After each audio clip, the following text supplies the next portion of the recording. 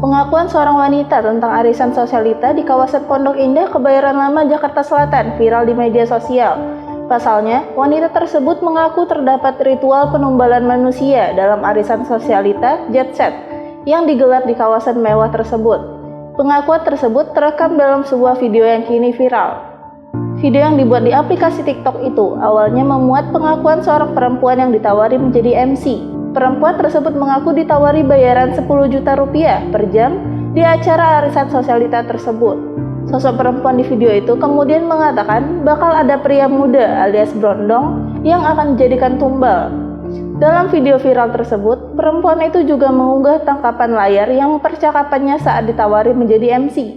Menanggapi hal itu, Kapolsek Kebayoran Lama mengaku baru mengetahui video viral tersebut. Namun, ia mengatakan bakal menyelidiki video itu.